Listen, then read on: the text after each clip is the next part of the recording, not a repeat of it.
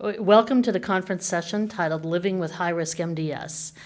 Thank you for joining us today. My name is Alice Hauk. I'm a Senior Director of Patient and Professional Services at the Aplastic Anemia and MDS International Foundation, and I'll be moderating the presentation today. As we get started, we recognize the generosity of the corporate sponsors and the generous support of patients, families, and caregivers for supporting the conference today. Immediately following the presentation, there will be a question and answer session. If you are participating online, please feel free to submit questions at any time during the presentation from the Q&A icon in the engagement panel on your right. To submit a question or comment, type your question in the Q&A text box window, and when you have finished typing your question, hit enter. We will do our best to get to all questions. When asking questions, I respectfully ask that you do two things to help us manage the incoming questions. First, submit your entire question all at the same time. And second, please do not share private health information in your question. Our speakers cannot answer any specific questions related to your health care. Today's speaker for this session is Dr. Eunice Wang. Dr. Wang is the chief of the Leukemia Service at Roswell Park Comprehensive Cancer Center. She joined the Roswell Park faculty in 2003 and was appointed to the Leukemia Service of the Department of Medicine. Dr. Wang earned her medical degree from the Keck School of Medicine at the University of Southern California and completed residency training in internal medicine at Yale New Haven Hospital at Yale University, and she completed a clinical hematology, oncology, and research fellowship at Memorial Sloan Kettering Cancer Center in New York. Her clinical research focuses on the development of early-stage clinical trials for acute leukemias and myeloproliferative disorders. Her translational research interests involve the development of novel biological therapies targeting the bone marrow microenvironment for myeloid malignancies. Welcome, Dr. Wang.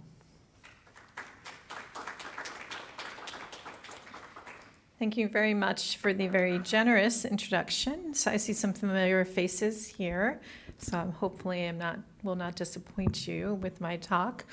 So I have been asked to provide an overview of living with MDS in 2022. Here are some disclosures. And this is going to be sort of a whirlwind tour of sort of our current status and newer developments in myelodysplastic syndrome, followed by a discussion of newer drugs that are on the brink of potentially moving their way into standard of care for the treatment of this disease. I won't touch upon very much about bone marrow transplant because I know Dr. Chen recently just finished his talk about that, but I will discuss a little bit about indications for patients with MDS to move to transplantation. So MDS, what is MDS? MDS stands for myelodysplastic syndrome. I like to sort of adapt that acronym to say it's a marrow dysfunctional state because nobody really can say myelodysplastic syndrome, and there's too many letters to use even for Scrabble.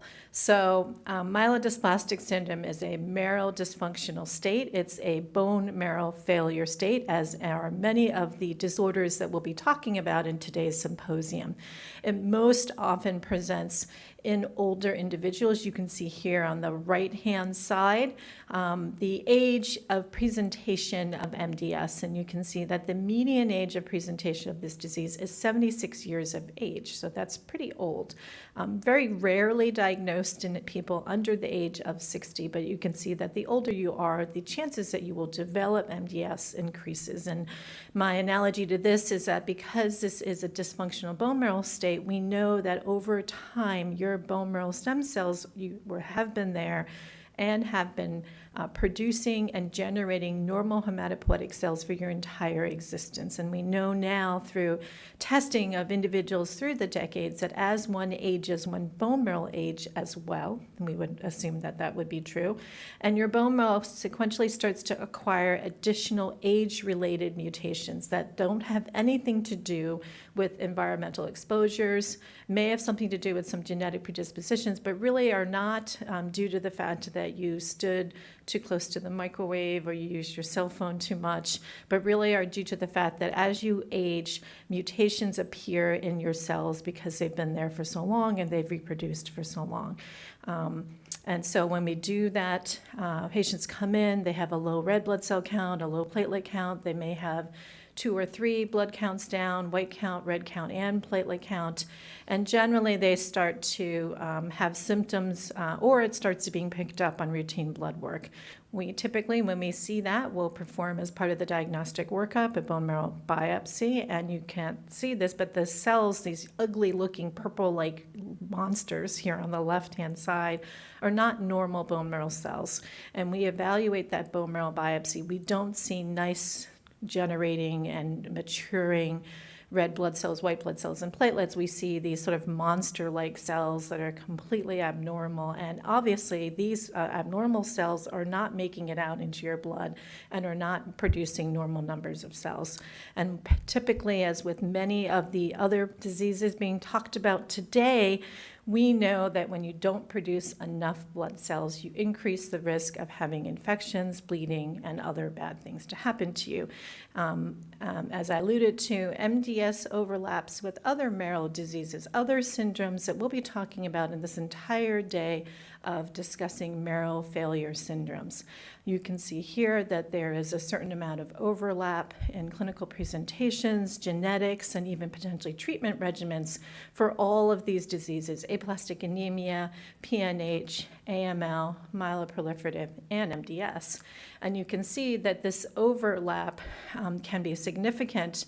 And we also can see patients moving in between some of these clinical diagnoses over the course of their or the disease progression or even treatment progression. So how do we make that diagnosis? Again, that bone marrow biopsy is really important, and doing additional testing to try to delineate which one of these diseases you have and what is the appropriate treatment for you for individual patients based a little bit on what disease entity best encapsulates the biology of the presenting disorder in the patients.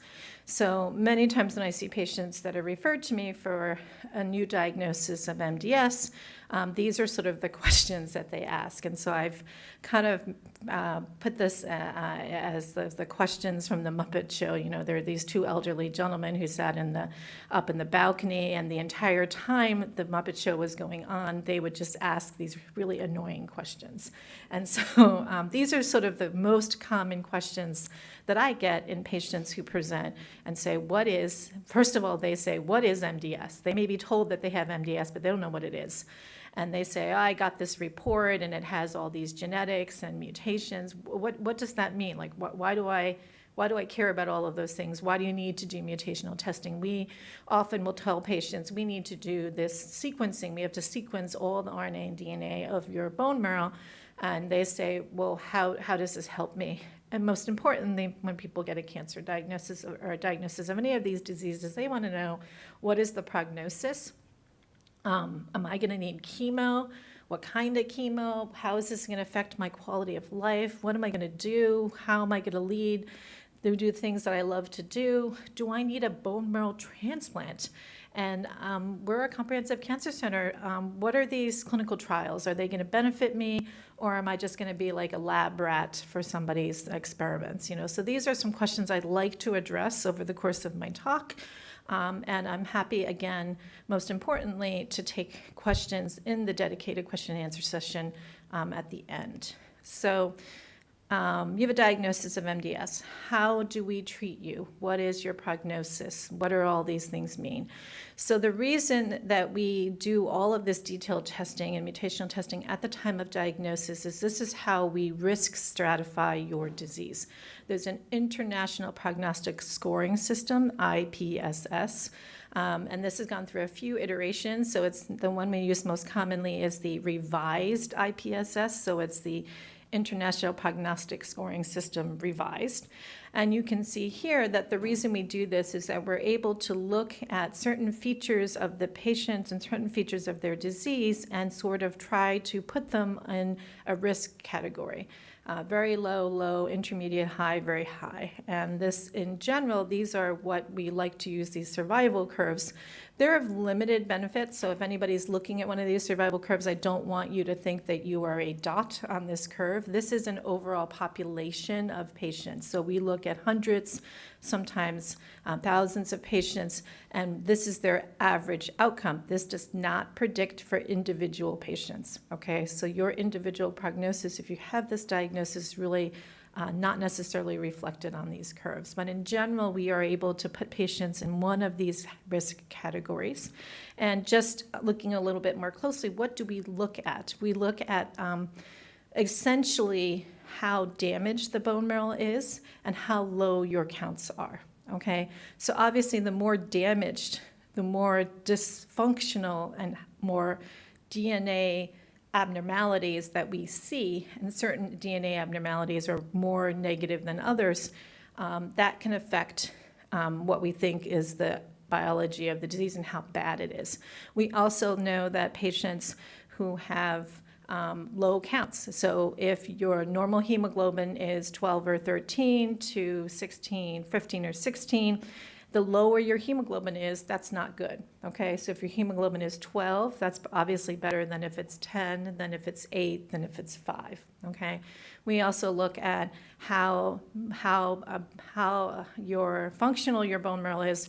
Is it also able to make red cells, white cells, and platelets? If you can't make any of those three, obviously that's a worse sign than if you can make 2 out of the 3. And then we look at how dysfunctional. We look at the blast or immature cells in the bone marrow, and we say, how many of these immature, ugly-looking monster cells do you have? Obviously, the more that you have, the worse it is. If you have over 20%, we would consider you to have moved into a more aggressive disease state, sort of an acute leukemia. So these are some of the features that we look at when patients come in. And we try to give patients a risk classification. What about these mutations? A lot of patients are going to have mutational testing done at the time of diagnosis. And why do we do mutations? We do mutation testing because we know that as the cells get more and more dysfunctional, they tend to acquire different mutations. So if you look at the gray cells, this is the cells over time, and this time could be measured in years. So in the beginning, everybody has these bone marrow cells, and you can see that there might be a few mutations in some of these background bone marrow cells, but they're not doing these little dots that you see. A couple of the cells have a few mutations, but those are really not consequential. The blood counts aren't low. Everybody feels fine. You wouldn't really detect it unless you were doing a bone marrow. And then over time, some of these mutations in these cells, not all of them, but these purple dots in particular, there start to be additional mutations that start to occur in that particular mutated cell. So you develop a second mutation, that orange dot, okay? And those 2 mutations now is allowing that cell to grow better than other cells, okay? So now you start to see what we call expansion of that mutated cell, and that's because it has acquired different mutations that is allowing it to grow better than normal cells and to survive better than normal cells and not to die off and to expand itself. So you see that those particular clones, as you start to acquire additional mutations, then a third mutation occurs. And the third mutation occurs, that dark navy mutation now you have a cell that has 3 mutations. Now that cell is kind of taking up a lot of space in the bone marrow, and maybe at this point we start to see the counts dropping and the development of low red cell count, low platelet count, low white blood cell count, and now we're making a diagnosis of AML, of MDS. And then if you acquire even more mutations, maybe a 4th mutation there, then you're moving into an acute leukemic component. So this model has been proposed several years ago by Dr. Stiesma, who was at Dana-Farber. And so we now have looked at mutations in our MDS patients, and certain mutations are really associated with poor outcome. This is the one that we think is potentially associated with the worst outcome. Again, it doesn't predict it in everybody, but you can see that if you're wild type, which is the gray line, or you have 1 mutation, or you have more than 1 mutation, specifically if you have these mutations, this gene called TP53, patient survival with MDS tends to be much worse. So how do we incorporate all of these different mutations in our classification system? So earlier this year, there's been a group that has been working on risk classification of MDS for a long time, And they have looked at thousands of patient samples. You can see each of these lines represents anywhere from 200 to 700, almost 800 patients with MDS that have these different mutations, problems, and they've been able to try to incorporate some of these molecular classifications into our prognostic system, because if you have TP53 but your counts aren't low, you might still be given a low diagnosis. But we know that people with P53 mutations are going to do worse, so we really want to incorporate the mutations into the prognostic category. So now we have what we call an IPSS-M, or the molecular classification system for MDS, and it divides people into 6 groups. You can see that the percentage of patients in each of these 6 groups is shown on the left-hand side. So about 32% of people are going to have low. We think people that have very low or low-risk disease probably make up almost half, 40 to 50% of patients diagnosed with MDS. However, high and very high patients represent a third, okay? And so we're really trying to identify more precisely at the time of diagnosis which patients are going to not do well and which ones are going to need potentially a little bit more therapy than others, okay? And so this is sort of now what we do in this new classification. We not only look at the clinical data, like the amount of bone marrow blast cells and the red count and the white count and the platelet count, et cetera, and the age of the patient.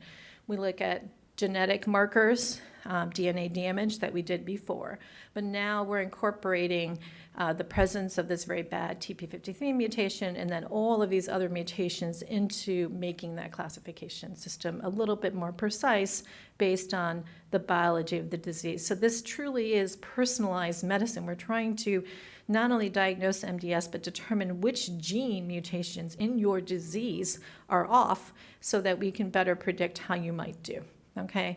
So what happens to patients with MDS? What are the problems that people have? What are the consequences of their disease? What happens to them? So this is a graphic, again, that Dr. Stiesma published several years ago, and it says if all of the MDS patients in the United States were 100 people, okay? So this is 100 people. How would each of the 100 patients with MDS do? So this is just a graphic, okay? So I know Dr. Chen just spent a lot of time talking to you about bone marrow transplantation. So how many patients with MDS, and this was from a few years ago, 2016, actually undergo allogeneic stem cell transplantation? So out of 100 patients in the United States, and this is in the community, this is not just at academic medical centers, probably less than 10%, or 6 to 10 patients, 6 to 8 out of 10 patients in the US are actually going to undergo allogeneic stem cell transplantation. Most patients are going to have problems or complications related to their low blood counts. So there are people that are going to have complications due to an infection because their low white blood cell count puts them at risk. They're immunosuppressed, so they're at risk of infections, COVID, any other infections. Patients are going to have low platelet counts, and then they're going to be at risk for bleeding. So there's going to be some patients that have those issues.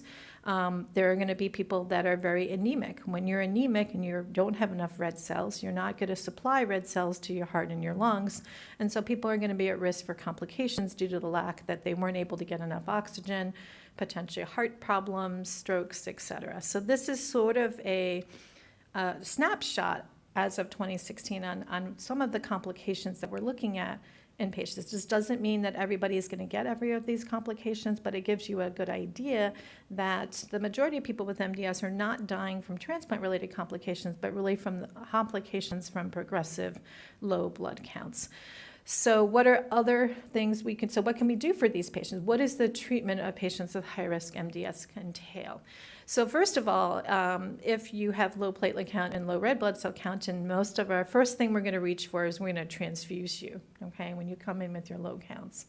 And patients, if you look, patients who are requiring a lot of transfusions tend to do a little bit worse, which is sort of expected because if your blood counts are low and your bone marrow is not able to make normal numbers of cells, then, and you require more transfusions, then you're probably going to have more advanced disease.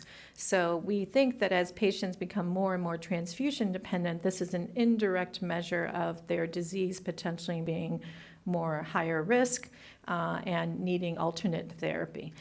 We also need to be aware that there are consequences from giving transfusions. So patients who have a lot of red blood cell transfusions, and I'm talking more than 20, 30, 40, these are people that are getting transfusions every week or a couple times a week over a prolonged period of time.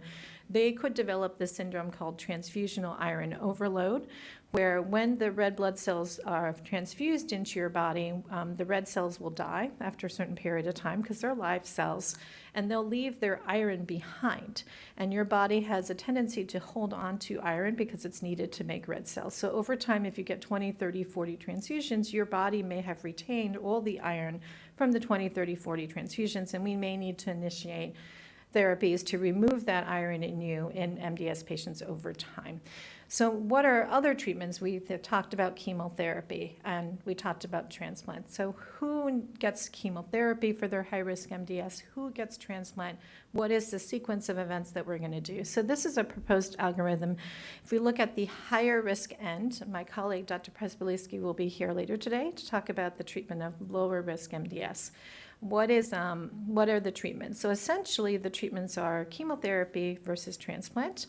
And encompassed within that chemotherapy are investigational agents. And there is an emphasis in the field to really pursue these investigational therapies because, as you saw from that graphic, about less than 10% of our patients are going to be eligible or healthy enough or young enough to undergo allogeneic stem cell transplantation. So if we're going to make an impact in this disease, we really need to be treating the other 80 or 90% of patients who are not going to transplant, and what can we do to prolong their lives.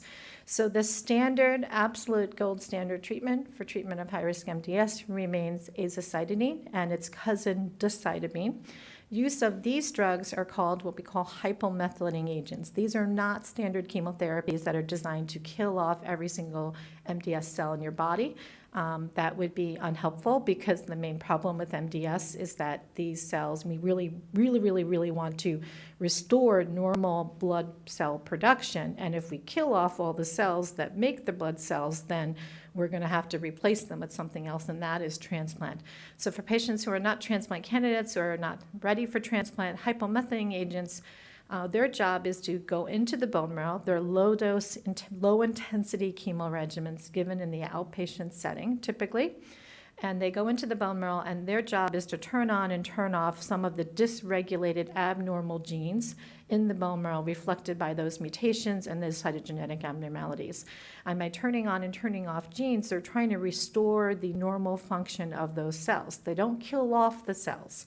They're trying to make the cells work more normally, make them behave. Because they're not killing off the cells, it's important that these therapies be given continuously over time so that when you turn on the right genes and your bone marrow starts making normal cells again, that push remains there and that the cells behave and they continue to do that. Because it does not designed to kill the cells, if you stop hypomethylating therapy, which we do occasionally in patients for various reasons, over time, the bone marrow will revert back to its dysfunctional state because the dysfunctional cells are still present in the bone marrow. So hypomethylating agents are given for months. We typically wait 4 to 6 months before we see a response with hypomethylating agents. And we also need to give some sort of hypomethylating agent continuously. The dose of the hypomethylating agent isn't as important as the continuity and the chronic administration because, again, it's not designed to kill everything off. You just need to get enough so that it's doing those effects on the genes in the bone marrow and that the cells are then able to make normal red cells and platelets and white cells.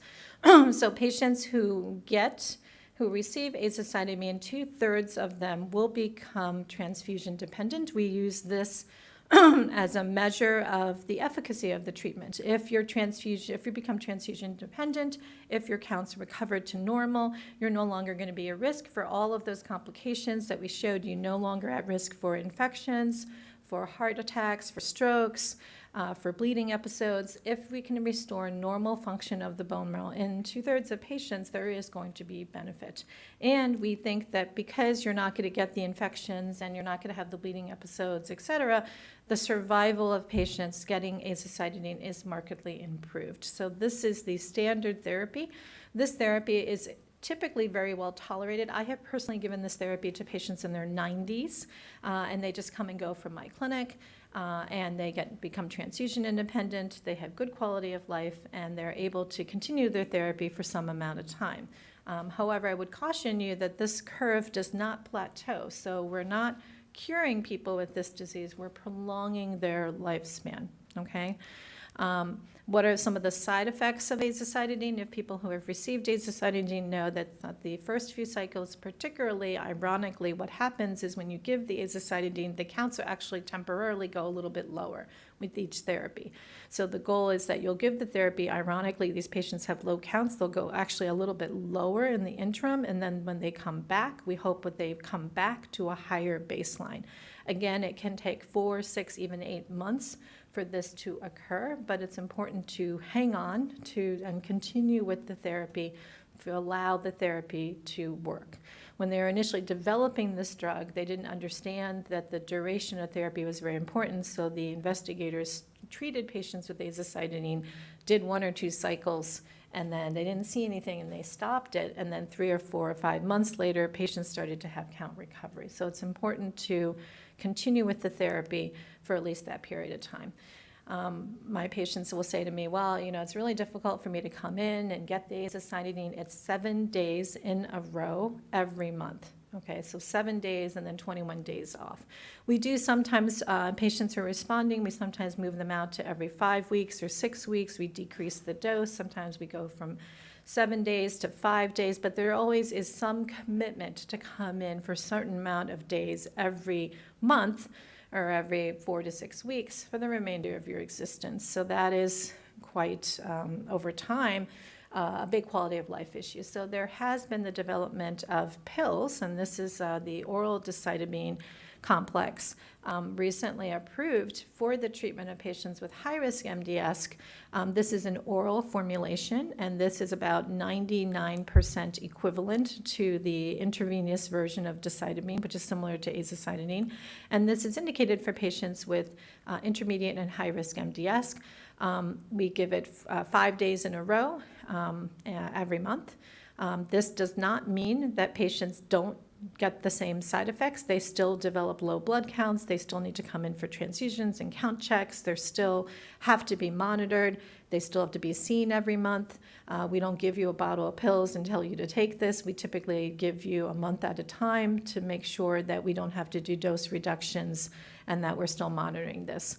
The caveat with this drug and the problem with this drug in some patients is that it's very expensive. So we need to ensure that patients are educated and that they're taking this appropriately. I did have a patient who was prescribed this and somehow got a refill from the pharmacy, and instead of taking it every 4 weeks, was taking it every 2 weeks. So that's probably not a good thing. So this is a drug that needs to, if you are going to get it, still needs the same monitoring and clinic visits, but potentially not the same amount of days for the administration. So so those are great, but what are newer therapies? Are there other things that we can offer our patients now, particularly given the fact that we now have all of this information about the mutations and the genetics and the biology of the disease? Have we been able to translate any of that into any type of therapy other than azacitidine and transfusions and transplants? So I'm talking to you now about some investigational approaches for the treatment of high-risk MDS that are in clinical trial now and hopefully may be on the horizon to be moved into actual practice over the next short period of time.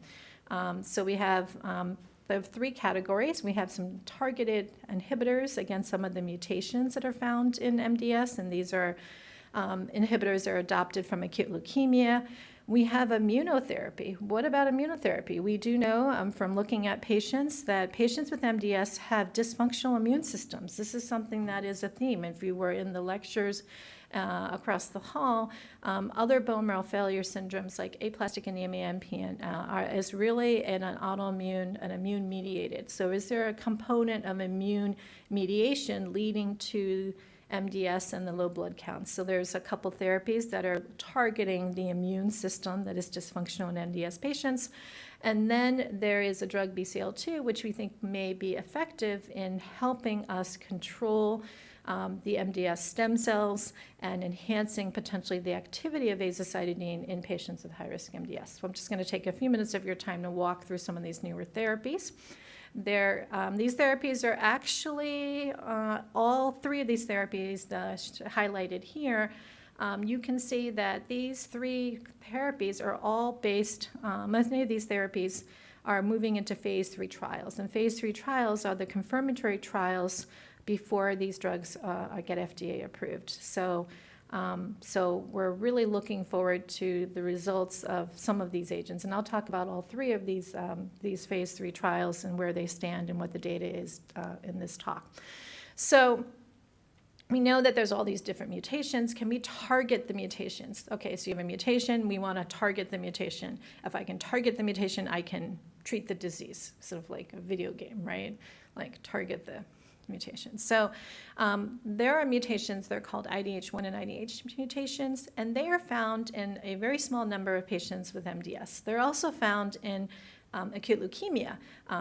So these are drugs that were developed, they're pills, to block the biological effects of IDH1 and IDH2 mutations in patients who have these mutations in acute leukemia. So if they work, and you can see on the right-hand side that these drugs, one drug, ivosidenib, targets the IDH1 version of the mutation. Enasidenib is a pill that you take again once a day and targets the IDH2 mutation. So in patients who have aggressive relapsed and refractory acute leukemia, you can see that about 40% of patients are going to have their acute leukemia respond to a targeted mutation-specific pill. So if that's true, why can't we use these pills earlier on in patients that have MDS before it becomes an acute leukemia? And so this has been done where we have taken patients who on their initial workup have an IDH1 mutation, and we're treating them with an IDH-targeted drug, ivosidenib. And they did a couple different cohorts trying to figure out the best dose of this, and this is a number of patients that had IDH1 mutant MDS. And overall, you can see in the orange bar that up to 2/3 of patients treated with, who had this IDH1 mutation, treated with the pill, actually had some kind of response. They had hematologic improvement, they had remission, they had restoration of normal counts, and that they actually, benefited. They lived for several months, prolonged overall survival, just taking a targeted pill. So what about IDH2? And similarly, when you give IDH2 an inhibitor here, the enasidenib monotherapy, again, a little bit lower response rates. We're seeing in the green probably about 40 or 50% of patients with IDH2 mutant MDS responding to the IDH2 inhibitor. How can we make this better? We can combine the IDH2 inhibitor with our azacitidine. And you can see that when you combine the azacitidine with the targeted IDH2 inhibitor, now you're seeing responses. And again, this is only 25 patients. You're seeing up to 80% of responses. 80% of patients responding to the combination of a targeted inhibitor plus the azacitidine backbone. So this is something that we're actively exploring for treatment of our patients. And these types of IDH1, IDH2 drugs are not currently approved for MDS, but it's something that we definitely think about and sort of when thinking about treatment for our patients. This is another drug, venetoclax. This is a drug that binds to this complex BCL2. This BCL2 is associated with chemotherapy resistance. So if you have upregulation of BCL2 in your cell, your cancer cell, your MDS cell, those cells tend to survive everything. You can throw things, chemotherapy, high-dose chemo, transplant, whatever you want, radiation. those cells just will not die because that BCL2 is a survival mechanism. So if you block that BCL2, it then frees up this whole process of these proteins, and then the cells are now able to, you decrease that resistance, and the chemotherapy now is able to go kill the cells. So this drug has been approved for treatment of patients with other types of chronic blood cancers, chronic leukemias, as well as, again, for patients who have acute leukemia, acute myeloid leukemia. Is this drug something that can be used for treatment of high-grade MDS, which is very close to becoming an acute leukemia? So this is a phase 1 trial where they took, again, that azacitidine backbone that we all use for treatment of MDS, and we added this BCL2 pill daily to the azacitidine to see whether there would be better responses with the addition of a pill to the standard chemotherapy. Is this safe? Yes, most patients on this trial received a minimum of 4 cycles of this therapy. In the first 30 days, only 1% of them had any toxicity leading to death. Again, the major side effect of this combination is very, very low counts. So you'll get neutropenia, puts you at risk for increased risk of infections. And many patients, when we start this therapy, because the blood counts may fall much, much lower than baseline, we do hospitalize patients for the first 7 or 14 days when we do this combination therapy. What is the response to this? You can see that about a third of patients will achieve a remission, meaning full count recovery, transfusion independence with a combination of this regimen. Another 50% of patients will have clearing of their bone marrow or improvement in the number of those abnormal blasts.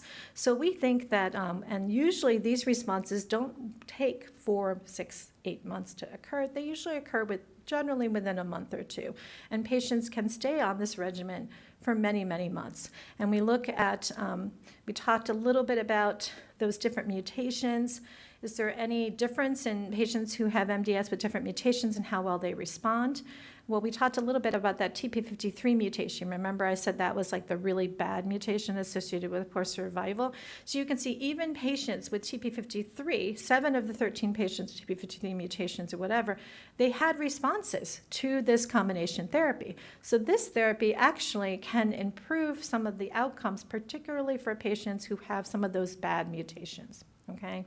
So I think this is important to recognize that there is, based on the biology of your MDS, potentially some differential responses to some of our therapies. This is sort of a graphic of the overall survival, and you can see almost everybody that was treated with this regimen that had some sort of response in their bone marrow or complete remission were alive 1 or 2 years after starting therapy, which is definitely an improvement for patients in some of these high-risk categories.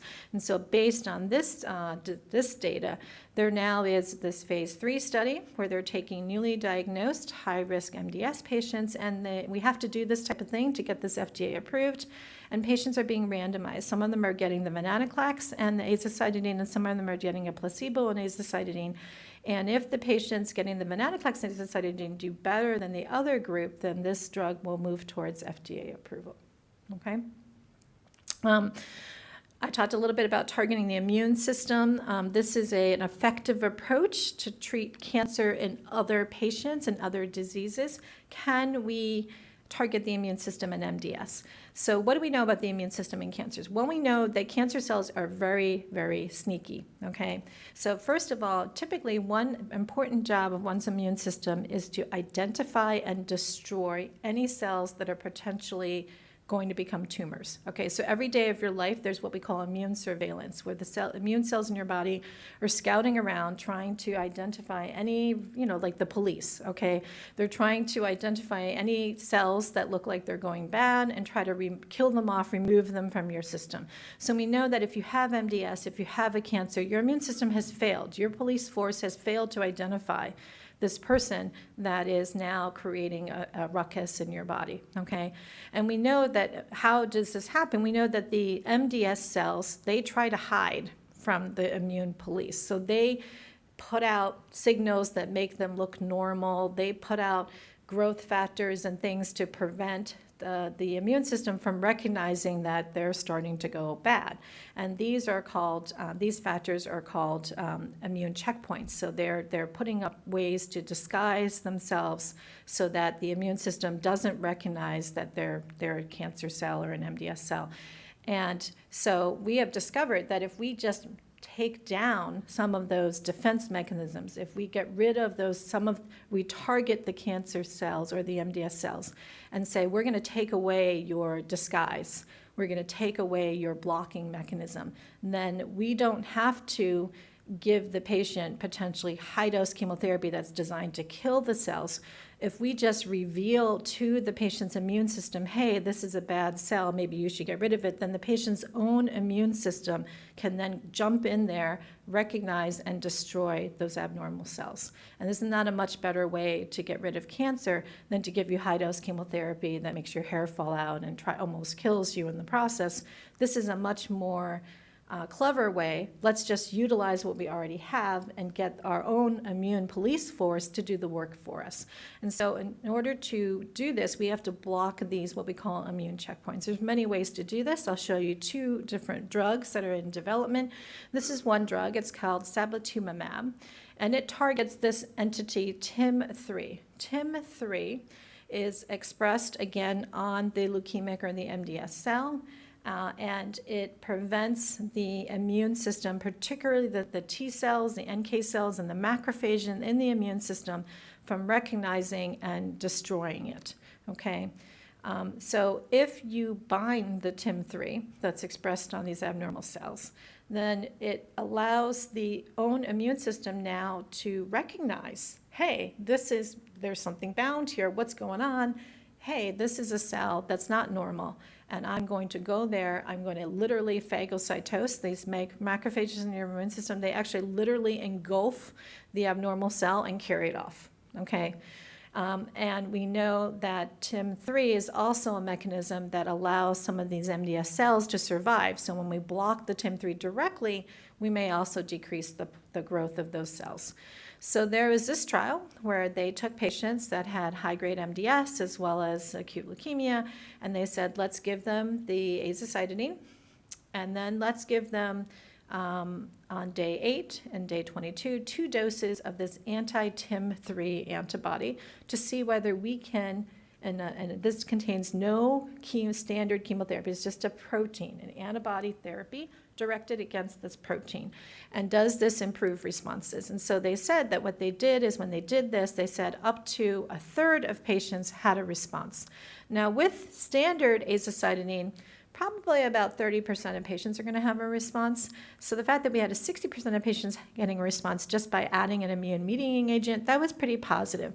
But what's more positive was the fact that these patients that had a response had their response last for almost 2 years. Okay, so the duration of the response was really important because azacitidine, we remember that azacitidine curve, it kind of went down a lot, right around a year or so.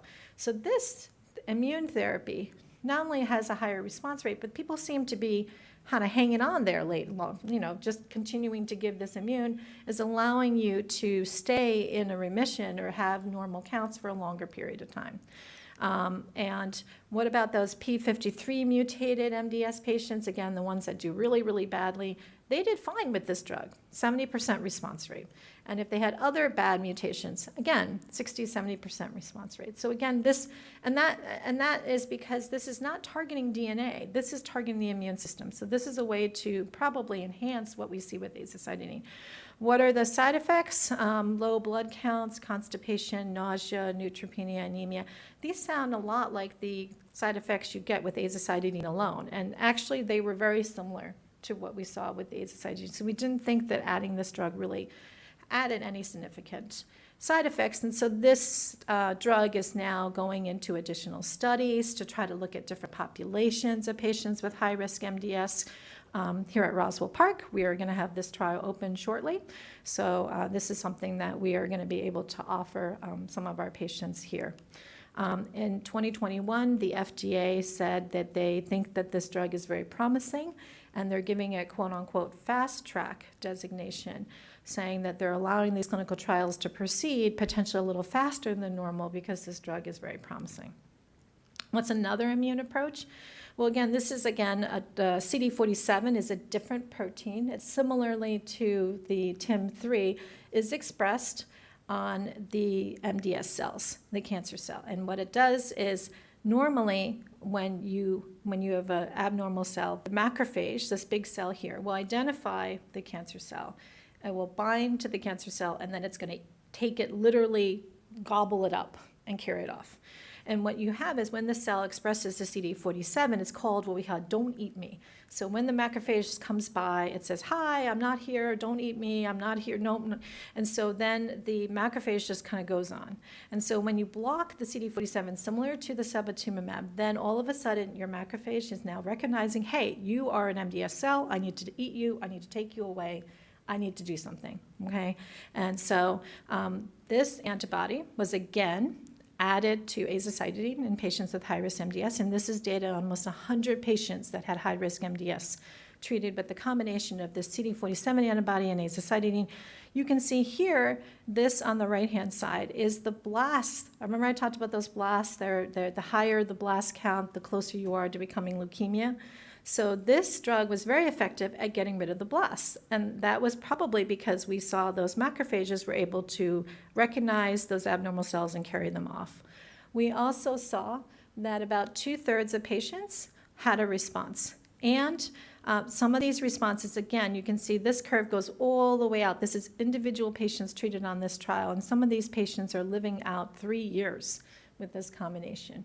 You also see when it says p53 mutant patients, that p53 mutant patients also did very well with the therapy, and not quite as well as patients who didn't have TP53 mutation, but the overall survival of patients, again, was now approaching, a year and a half, 2 years.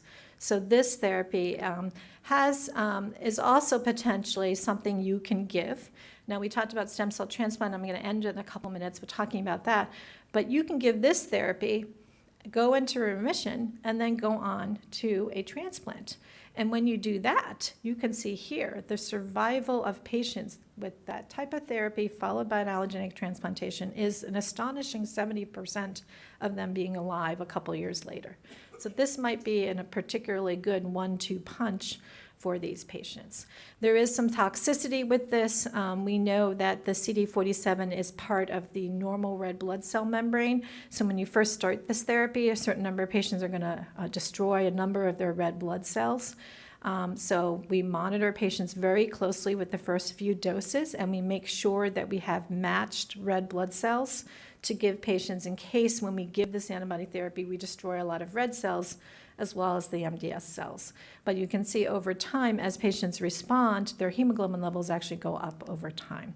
And this promising data has also led to a phase 3 trial where patients with high-risk MDS similarly are going to get the magrolimab azacitidine versus placebo azacitidine, and we're going to be looking at responses. We are taking part in this clinical trial. This trial is going to meet accrual probably in the next month or two, so hopefully next year or the year after we'll know about the efficacy of this drug. I'd like to end with this question, and I know Dr. Chen has already talked to you about transplant.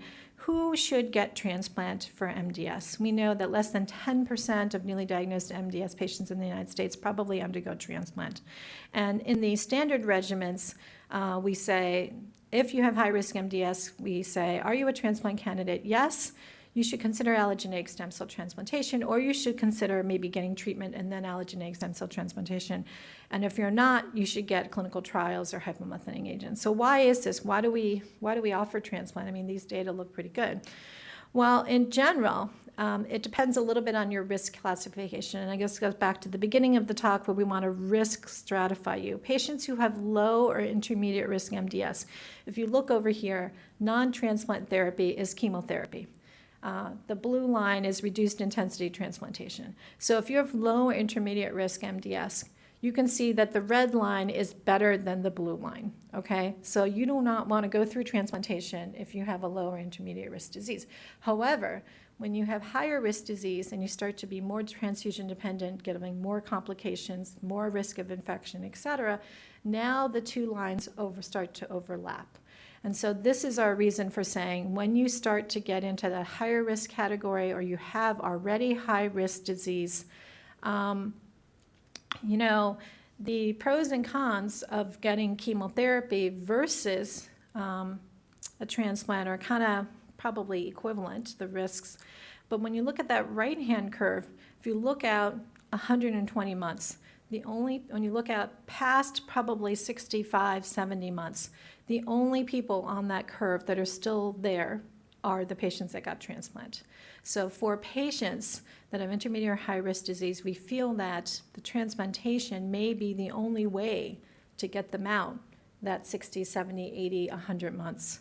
So that's when we start having the discussion with patients and saying, you have high-risk disease. This is something that may be something you want to think about, okay? What about if you get azacitidine and azacitidine is not curative, at some point it stops working, what should you do next? Should you do more chemotherapy? Should you do a transplant? Should you do clinical trial? And this is older data, but I think it's still relevant. If you do just standard transfusions, you don't have a response that lasts very long. If you do standard therapy, you also don't have a response that lasts so long. So if you try azacitidine and you are not doing great on it, you can see the only curve that's really that's high up there is the allogeneic stem cell transplantation. So that's why in some patients, we won't talk about an allogeneic transplant unless you're high risk, or if you failed some type of therapy, we're going to start talking about it. If you don't want allotransplant, the next line down that gives you the best survival are these investigational agents.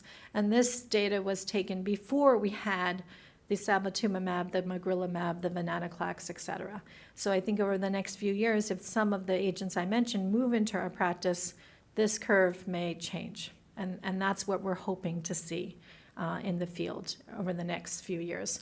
What about CAR T cells? People talk about genetically modifying your immune system cells to treat acute leukemias, to treat myeloma, to treat lymphoma. What is on the horizon for this? We are actively working on this. I think it is in a very early stage right now. I don't have great results to show you, but this is something that we're starting to look at. And here at Roswell Park, for example, we're going to have a clinical trial looking at including MDS patients potentially in the future. So again, returning to these two old men on the balcony, heckling the people down on stage, I think we've done a pretty good job, I think, of answering these questions and giving you some information about high-risk MDS. I'd like to conclude by saying that there are effective therapies for high-risk MDS, and more are on the horizon. Azacitidine right now and transplant is the standard of care, but we are building on that azacitidine backbone with newer targeted therapies, BCL2 inhibition, immunotherapy to try to enhance and further improve the results of non-transplant treatment for MDS. Biology is important. We need to characterize the disease. We need to look at the mutations. And importantly, because there are so many options, we need to have those discussions with our patients regarding what is going to be the best therapy for them. And we always try to offer clinical trials to our patients to give them the best option for long-term treatment and long-term remission. So I'm just going to stop here, and I know we have some dedicated time for questions. Thank you very much for your attention and for spending your Saturday morning with me. Thank you, Dr. Chen. If anyone has any questions in the room, I can bring the microphone to you. Dr. Wang. Oh, Dr. Wang, I'm sorry. Dr. Chen was I think earlier. Dr. Chen's not here Yes, anymore. Yeah, that's right. So if you're trying to talk to Dr. Chen, I think maybe it's not a bad good thing. But I'm happy to address any questions.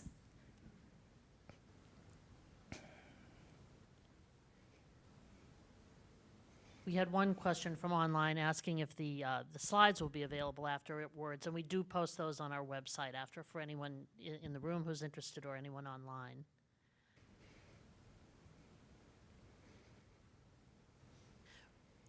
A question regarding clinical trials. How is that considered a last resort for patients, or is it something that should be discussed soon after diagnosis? I would say that the best option or the best time to discuss clinical trials is really from the time of diagnosis.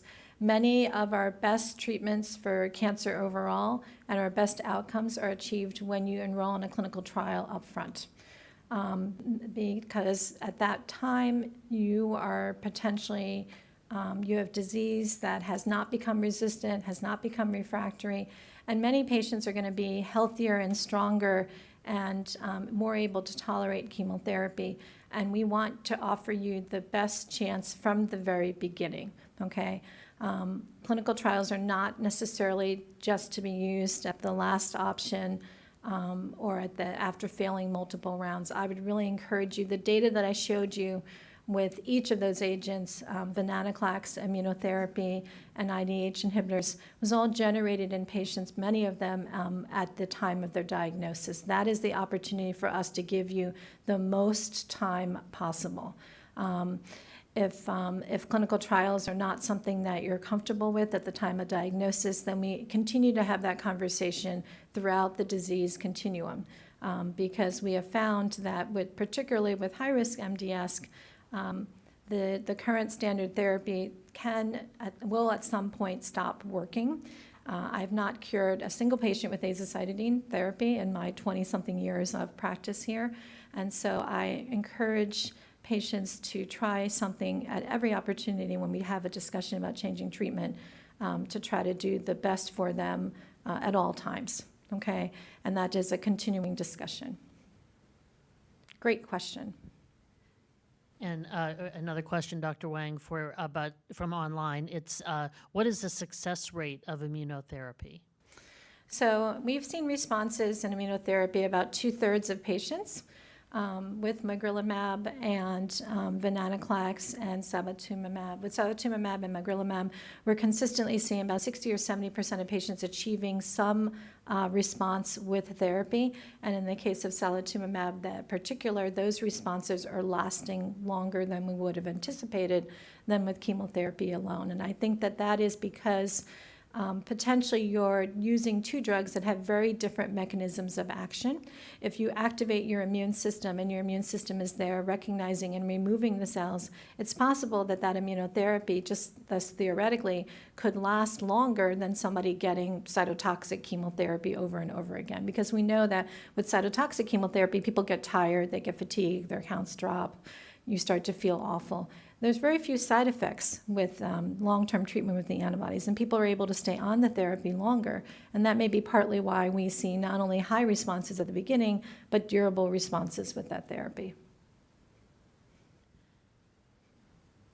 And what is for considering transplantation, and Dr. Chen had referred to this earlier, but it's also important to include it in this talk since you refer to it also at the end.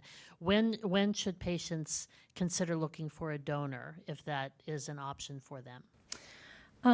I think that, as Dr. Chen might have discussed, an organ transplant is not something you can do overnight. It requires a significant amount of planning. It involves testing the patient, then testing and looking for a donor, and then setting up the whole process of getting the support and the everything in line to do the conditioning, getting the admission, doing the infusion of the cells, et cetera, et cetera.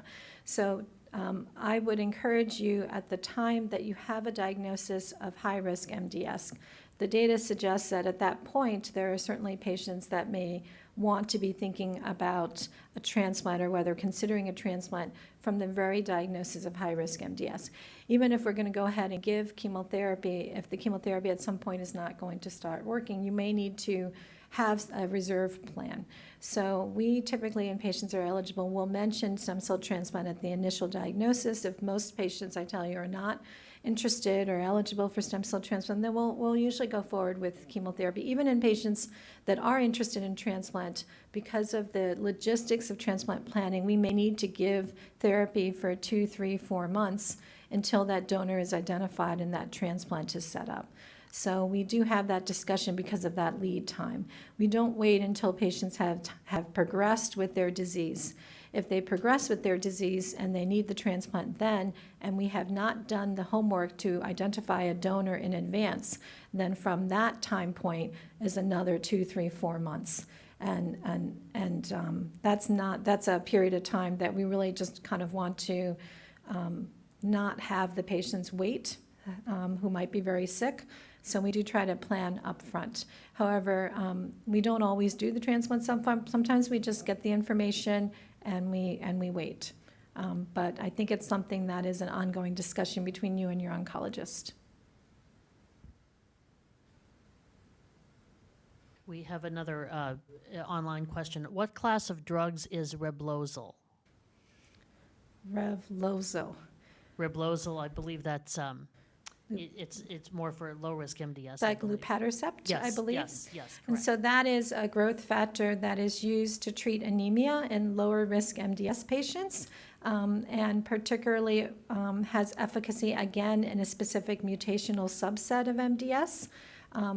And I believe my colleague, Dr. Presbylewski, will be addressing that in her presentation later today. But it is preferentially used for lower risk MDS to try to mitigate the transfusion dependency of patients early in their stage. We typically do not use that in higher risk MDS. We do use it in some intermediate risk patients, but typically for high risk MDS, we're going to be doing transfusions as well as growth factors and talking about chemotherapy for most of our patients. I think there was a question over here. Can you hear me okay? Yes, This is kind of a psychological question, but great. using thank you. Using the scoring system for low, intermediate, and so on, is that just done once at the initial diagnosis, or if the hemoglobin and the neutrophils and everything increases, can I change my level from high to intermediate to low and feel better about it, or does it make any difference? Yeah, no, that's great. So the initial, there's been a whole number of prognostication systems, and the initial ones were only at diagnosis. I do think that you can change.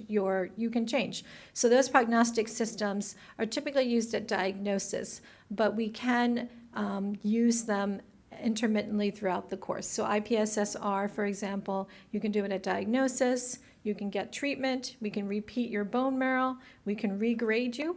So if your blast count goes down, you may be downgraded. If your blast count goes up, you may be upgraded. So we do repeat it. Also, if you're responding or if you're not responding, some of the treatments that we have, we actually will see some of the mutations go away. So you think those mutations are permanent. They're not permanent. So with effective therapy, some of the mutation percentages and the mutation load will go down. With, for example, lenalidomide or Revlimid, which is being used for del(5q) MDS, we will actually see the cytogenetic abnormality disappear with successful treatment.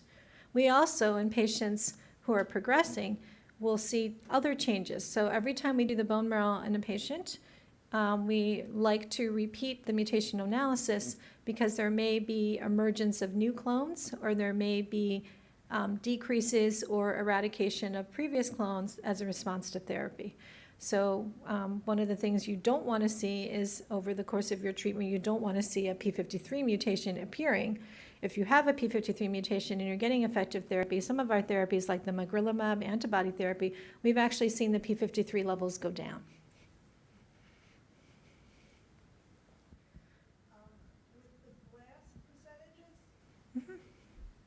Can you only figure that out with bone marrow, or can it be done with a blood sampling? So the standard of care is to do the blast count on the bone marrow. There is some reclassification going on of MDS and acute myeloid leukemia based on the blast count. So in the past, the blast count of 20% or more is either in the blood or in the bone marrow. So that's acute leukemia. For patients that have MDS, most patients with MDS are going to have the blasts may not be present in the peripheral blood. So that's why we need to do the bone marrow to evaluate it, because if you have acute myeloid leukemia and you have 80% blasts in your bone marrow, some of them may spill into the blood.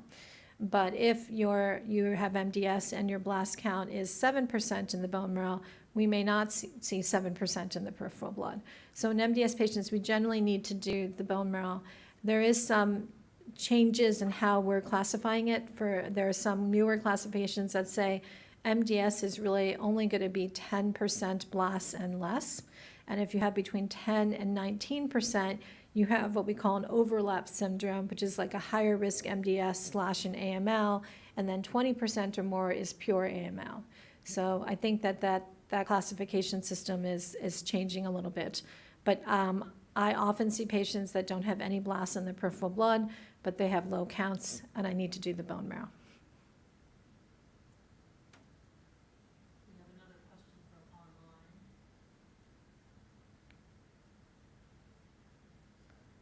We have another question from online. Your answer regarding clinical trials and considering when to start at MDS diagnosis was regarding high-risk diagnosis, but would that also pertain to low-risk MDS? I think it could also apply for low-risk MDS. We do have agents that are being tested in the low-risk setting. For example, that Revlozi that we were just talking about, that luspatercept for low-risk disease, was recently approved for low-risk MDS based, again, on a clinical trial where patients had some benefit. So it's a difficult question because many patients with low-risk MDS can live for many, many years without requiring any intervention or any treatment. And they have very low risk disease. And for those patients, observation only is the standard of care. When you start moving into low risk disease that requires transfusions, I think that is when we typically would think about growth factors as well as transfusions, and that's the setting where maybe a clinical trial potentially could be offered if available at a center near you. But certainly for high-risk patients, those are the patients when we feel that they warrant consideration of transplant versus chemotherapy, that a trial is more urgently needed.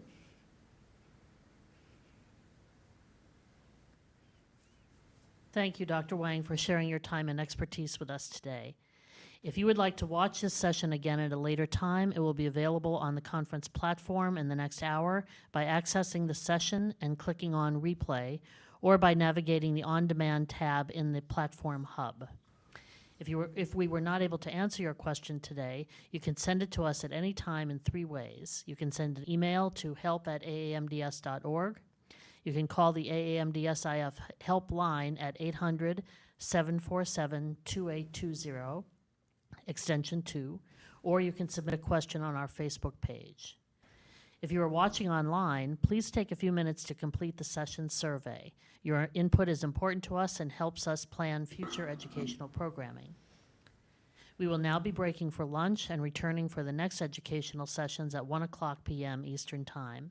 If you are participating online, you can eat lunch and chat with others in one of the discussion groups on the Attendee Hub. You'll find the discussion groups in the Community tab. This is also an excellent time to visit the exhibit hall. On behalf of the Aplastic Anemia and MDS International Foundation, thank you for joining us today and for making us your resource of choice for information on bone marrow failure diseases. The AAMDSIF Medical Advisory Board and team are here to help you and your family, as we have for the past 39 years. Thank you again, Dr. Wang. This concludes the session.